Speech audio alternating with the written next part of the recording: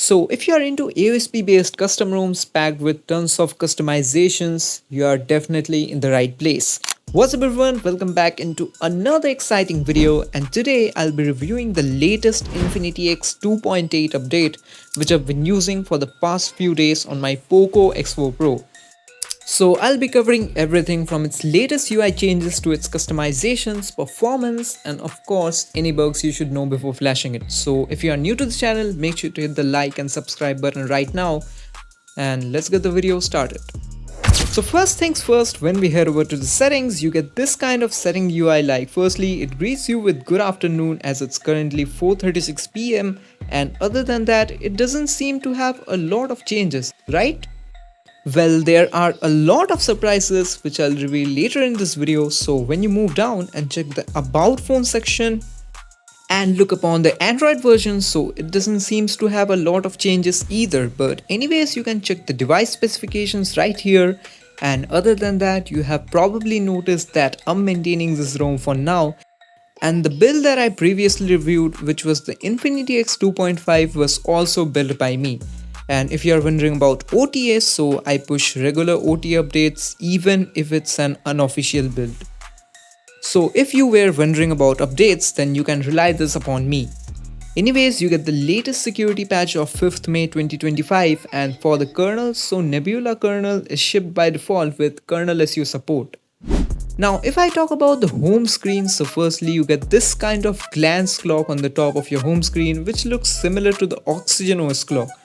For the launcher, so you get the Infinity X launcher with a lot of features and customizations, like you can customize the icon shape and size from here and also select custom icon packs. Moving back, you also get some home screen features along with some Google search bar features like adding stroke on it and other features like themed icons and music search. For the recent menu, so you can check the memory info, adjust the background opacity, and also get other features like taking screenshots, Google Lens, and by the way, if you are wondering about circle to search, so yes, it works perfectly fine without any problem. And if you want to hide your apps and games, so you can use this option for it. Now, as this is a GApps build, so you get the Google Play Store pre-installed along with some Google apps, but for the dialer, AOSP dialer is there so that you can record calls without any announcement. Apart from this, you also get the Leica camera which works absolutely fine to take both photos and videos.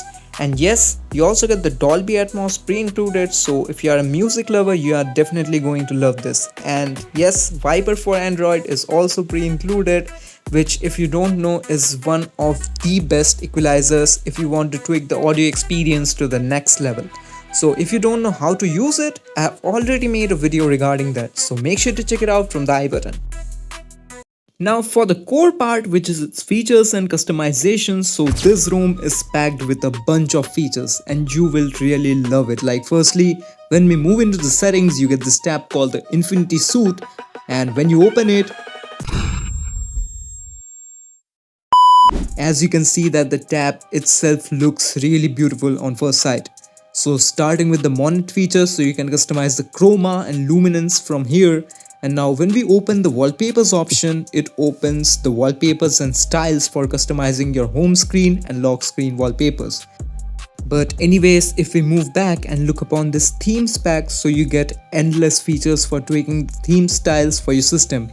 So if we look upon the wallpaper style, so you get this wallpaper blur feature, and when we enable it, it tells you to restart your system UI. And once we do it, if we check the lock screen and the home screen, the wallpaper gets blurred, which looks really great. And not only that, you can also add dim effect on your wallpapers and customize the intensity.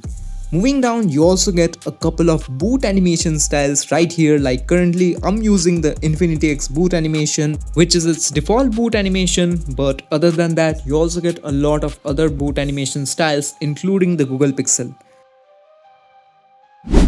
But now if I talk about the most interesting part which I found is this settings icon. So when we open it and check this icon styles option, as you can see that you get a bunch of icon styles for your settings interface. So firstly, if we select the solid background plus white icon pack and restart the system UI and reopen our settings, the icons have changed, including the colors, and that looks really amazing.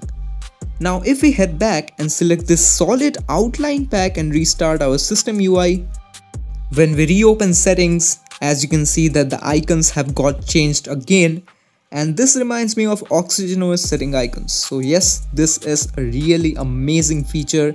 So shout out to the InfinityX team for implementing this feature.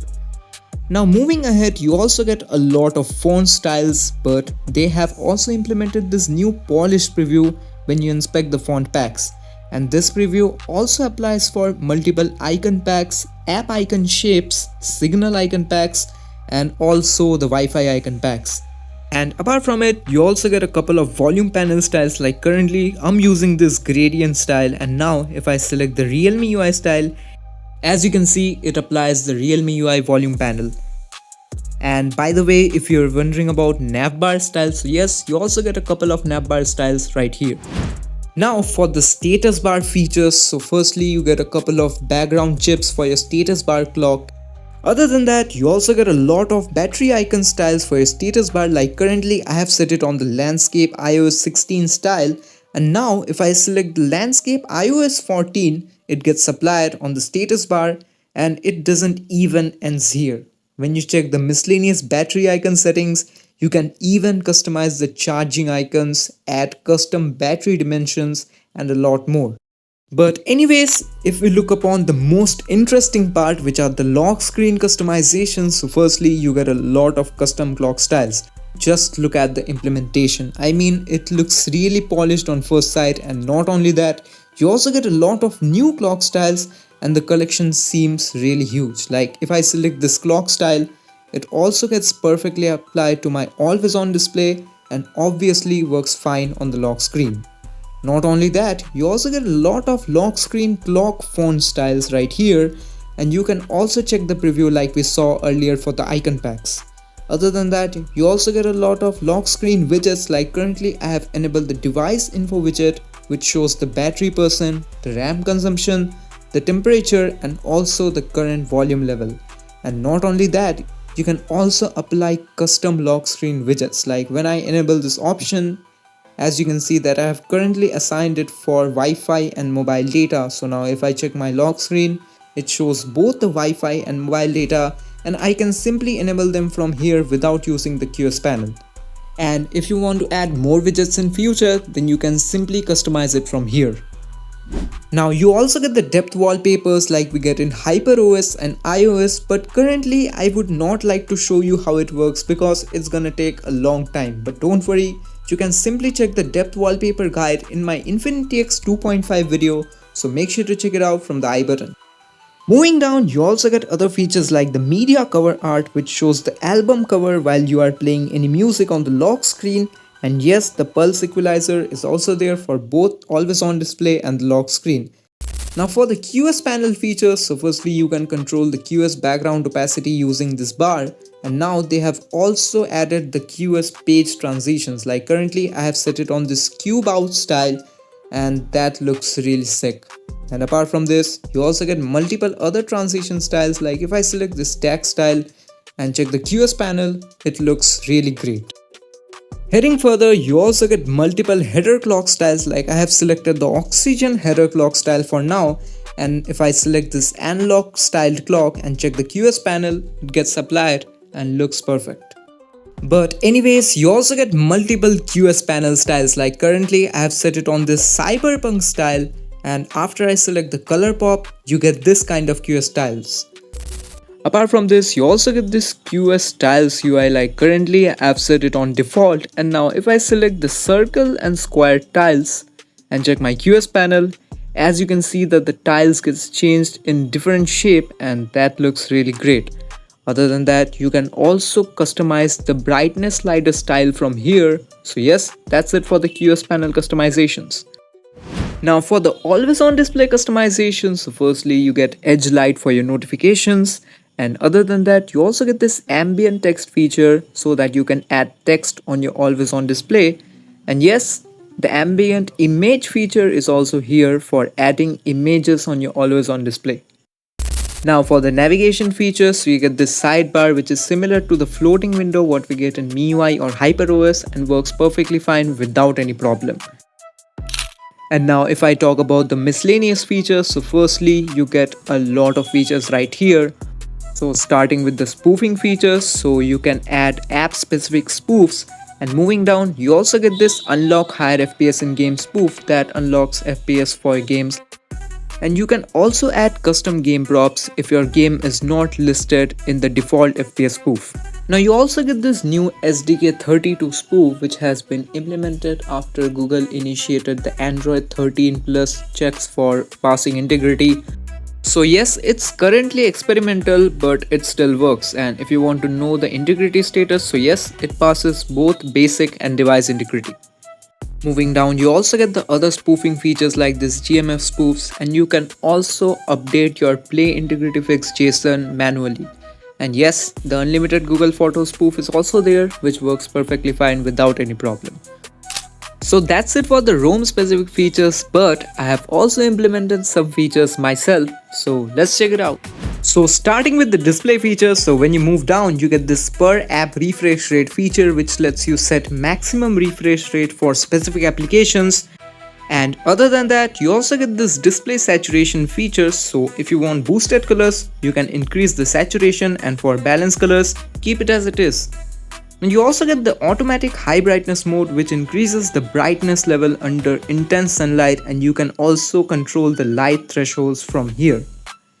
Now if I talk about the most interesting feature which I have added, all thanks to Phoenix for the implementation for such a beautiful work.